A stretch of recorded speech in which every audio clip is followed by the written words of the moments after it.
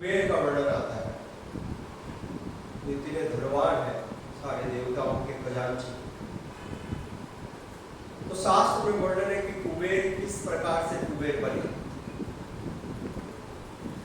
ध्यान से समझिए, यह है भगवान की सेवा का महत्व। कुबेर पूर्व जन्म में एक चोर थे और साधारण चोर नहीं थे, मंदिरों में भी चोरी करते थे और भगवान शिव के मंदिर में बहुत बड़े खजाने थे। तो एक बार उन्होंने शंकर जी के मंदिर में चोरी करने का प्रयास किया, प्रवेश करके चोरी करने के लिए।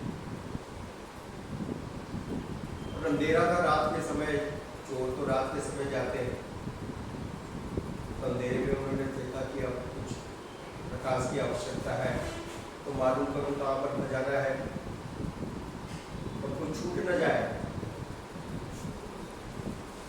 तो उन्होंने दिया जलाया, परंतु संयोग दिया बुझ गया। फिर से जलाया, फिर बुझ गया, फिर जलाया, फिर बुझ गया। अनेक बार उन्होंने प्रयत्न किया दिया जलाने का। भगवान शंकर जी जो मंदिर में विराजमान थे, भोलेनाथ, उन्होंने देखा कितना अच्छा भक्त है, इतनी बार मेरे लिए दिया जला रहा है और आशीर्वाद दे दिया, जाओ तुम्हारे हृदय की सारी इच्छाएं पूरी हो, धनपति बनो। तो सोचिए कितना बड़ा लाभ है भगवान की सेवा का। फिर भी दुर्भाग्य लोगों का इसके लिए तैयार नहीं, इसके लिए तैयार नहीं। तो भगवान श्री कृष्ण ने पांडवों को यह आज्ञा दी और सुझाव दिया कि आप सब अब भीष्म पितामह के पास उपदेश प्राप्त करने के लिए, भीष्म पितामह के दर्शन के लिए जा रहे हो, तो अपने राजसी वेश में जाना, सुंदर आभूषणों को धारण करके, सारे ठाट बाट से जाना। क्यों? क्योंकि भीष्म पितामह आपको इतने सुंदर ऐश्वर्य में देख करके अत्यंत प्रसन्न होंगे। कोई भी दादाजी अपने पुत्र पौत्रों को जब इतने ऐश्वर्य में देखते हैं, धन धान्य से संपन्न देखते हैं, राजसी ठाट बाट से देखते हैं, तो उनका हृदय गदगद होता है या नहीं होता है? तो भीष्म पितामह सरसैया पे पड़े हुए आप लोगों को ऐश्वर्य में देख करके बड़े ही संतुष्ट हो, ऐसा भगवान श्री कृष्ण ने बताया। और युधिष्ठिर महाराज ने भगवान के निर्देशों का पालन किया।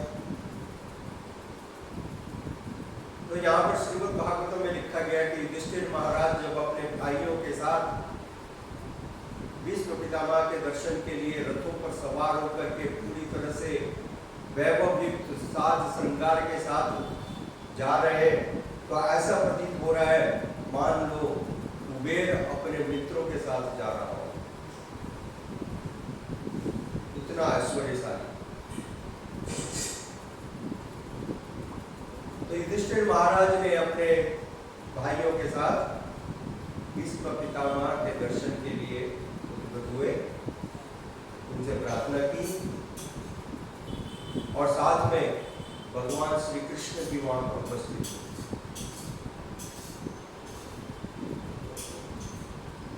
क्योंकि भगवान श्री कृष्ण भीष्म पितामह के हृदय के विचारों को जानते हैं, भक्त वत्सल है, अपने भक्तों को सारी इच्छाएं पूर्ति करते हैं। और भगवान जानते थे कि भीष्म पितामह मेरा दर्शन करना चाहते हैं। भगवान को है अपने दर्शन, क्योंकि वास्तविक रूप से भीष्म पितामह भगवान के इतने अनन्य भक्त हैं। हालांकि उन्होंने युद्ध किया, भगवान के विरुद्ध में युद्ध किया, परंतु हृदय से पूरी तरह से भगवान के प्रति समर्पित है। यह विशेषता, कंप्लीटली सरेंडर, डेडिकेटेड। और भगवान भी उनके हृदय के उद्गारों को जानते हैं। इसलिए जब अद्भुत दृश्य आया, जब भीष्म पितामह ने उस दिन प्रण कर लिया, तीसरे दिन दुर्योधन के कहने पर, तो क्या हुआ परिणाम? स्वयं भगवान श्री कृष्ण ने अस्त्र उठा लिया अपने हाथ में, रथ का पहिया उठा लिया और दौड़े। भगवान अत्यंत क्रोध में, ऐसा वर्णन है शास्त्र श्रीमद् भागवत, क्रोध में भगवान भीष्म पितामह की तरफ दौड़े। और भीष्म पितामह भगवान को क्रोध में अपनी तरफ आते हुए देख करके भयभीत नहीं हुए, प्रसन्न हो गए। क्या हुआ? प्रसन्न हो गए। हे भगवान, आप अद्भुत हैं, आप सचमुच में भक्त वत्सल हैं। आपके गुणगान किन शब्दों में किए जाए। आपने मेरी प्रतिज्ञा को सार्थक करने के लिए अपनी प्रतिज्ञा को तोड़ दिया। आप सत्य संकल्प है, आपके इच्छा मात्र से सारे कार्य संपन्न होते हैं। Just by your desire all the things will be completely performed, finished. ये सारा जो कुरुक्षेत्र का युद्ध है, ये सारा युद्ध अपने आप समाप्त हो गया होता भगवान की इच्छा से। विराट रूप में देखा अर्जुन ने, ये सब कुछ मर करके भगवान के मुंह में जा रहा है। सारे देवता, युद्ध प्रारंभ होने के पहले, युद्ध प्रारंभ होने के पहले विश्व रूप में अर्जुन ने दर्शन किया। कि सारे जो बड़े बड़े युद्ध है, यहाँ तक कि भीष्म पितामह भी भगवान के मुख कमल में प्रवेश कर रहे हैं। Everyone is dying and entering. ये तो पहले से निश्चित था और भगवान के लिए कोई बड़ी विशेष बात नहीं है। उनकी इच्छा मात्र से सारे कार्य संपन्न हो गए और भीष्म पितामह इस सत्य को जानते थे। इसलिए भीष्म पितामह गदगद हो गए, हे भगवान, आप कितने दयालु हैं। मेरे वचन को पूरा करने के लिए आपने अपने वचन को तोड़ दिया। इतिहास में लोग कहेंगे कि भीष्म पितामह ने अपनी प्रतिज्ञा पूरी की, भगवान को अस्त्र उठाने के लिए मजबूर कर दिया और साथ ही साथ यह प्रतिज्ञा भी सारी जनता को मालूम है कि आपने वचन लिया था कि आप अस्त्र धारण नहीं करेंगे। दोनों को विपरीत बातें, परंतु आपने मेरे वचनों को सार्थक किया, अपने वचनों को अन्यथा कर दिया। यह है महानता, दिस इज ग्रेटनेस। आप कितने महान हैं, आप भक्तों का कितना ध्यान रखते हैं, भक्तों की कीर्ति स्थापित रहे, भक्तों की कीर्ति स्थापित। अपनी कीर्ति में आँच आ जाए तो कोई बात नहीं। यह है कृष्ण की विशेषता। भगवान श्री रामचंद्र जी आए, वही कृष्ण जब रामचंद्र जी के रूप में आए तो रघुकुल प्रीत सदा चली आई, प्राण जाए पर वचन न जाई। वचन न जाई। और यहां पर तो बार बार लगातार वचन जाई। Yes no? Krishna is not concern about vachan. अरे सारे वचन अपनी जगह पर है, मेरा भक्त सबसे पहले प्रमुख है। मैं अपने वचन से बद्ध नहीं हूं, भक्त के प्रेम के प्रति बद्ध हूं।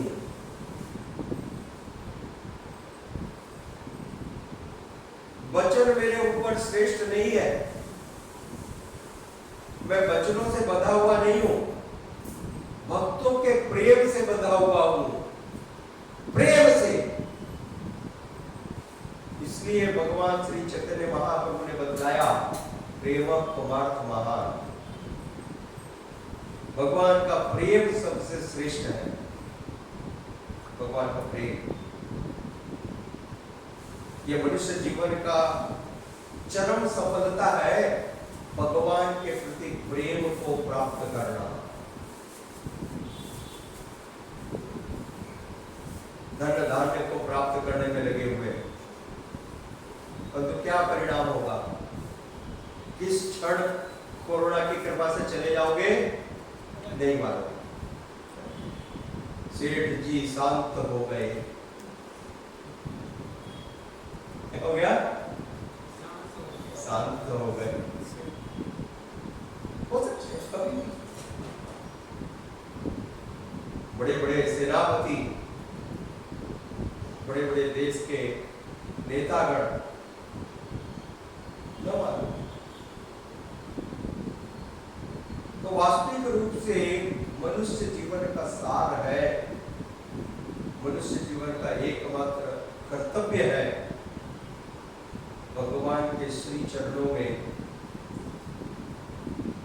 प्रेम को जागृत करना, to reawaken the loving sentiments for the lotus feet of the Lord। यह है चुनौती, मनुष्य जीवन के लिए सबसे बड़ी चुनौती। This has to be worked out. How to develop that same loving spirit mood for the Supreme Lord।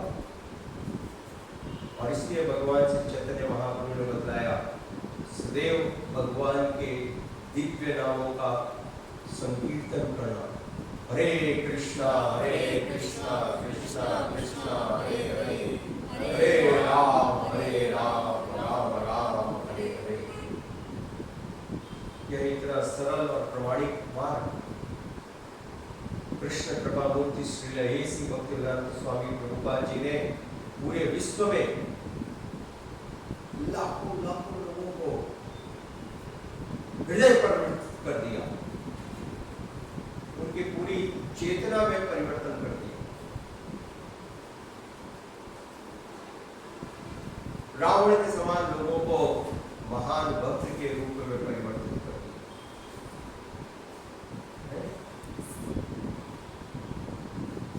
यह है सबसे बड़ा आनंद का विषय। जैसा हम देखते हैं यहाँ पर भीष्म पितामह सरसैया पर लेटे हुए थे कुरुक्षेत्र की युद्ध भूमि में। 10वें दिन इतना भयानक युद्ध हुआ और उस युद्ध में शिखंडी महाराज द्रुपद का पुत्र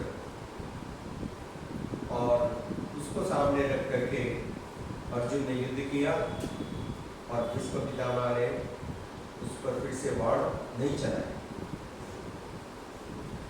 और इस प्रकार से भीष्म पितामह सरसैया पर लेट गए। अर्जुन ने उनके सारे शरीर में कोई हिस्सा ऐसा नहीं छोड़ा जिस बाण इतने नजदीक थे कि 2 अंगुलियां किसी 2 बाण के बीच में नहीं जा सकती। हजारों बाण। ऐसी परिस्थिति में भीष्म पितामह कुरुक्षेत्र की युद्ध भूमि में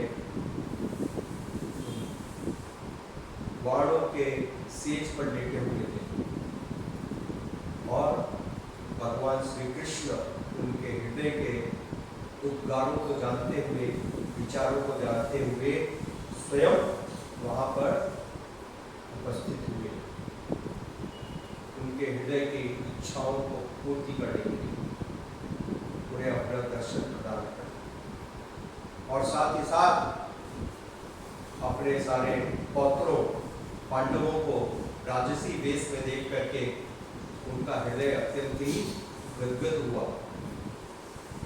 उन्हें इस बात की पूरा विश्वास हो गया कि जीत अब इनकी निश्चित है। जो वो चाहते थे, वो स्वयं चाहते थे पांडव विजयी हो और मेरी पराजय, क्योंकि भीष्म पितामह एक वास्तविक रूप से महान भक्त है। इसलिए शास्त्रों में बताया गया कि वे महाजन है। महाजन यानी उनके चरण चिन्हों पर चल करके कोई भी व्यक्ति अपने जीवन को धन्य और सफल कर सकता है। तो वेरी इंटरेस्टिंग, इस प्रकार से भगवान ने अपने भक्तों के वचन को अपने वचन से हमेशा ऊपर रखा। Thank you. श्री प्रभुपाद की जय। गौर प्रेमानंदे।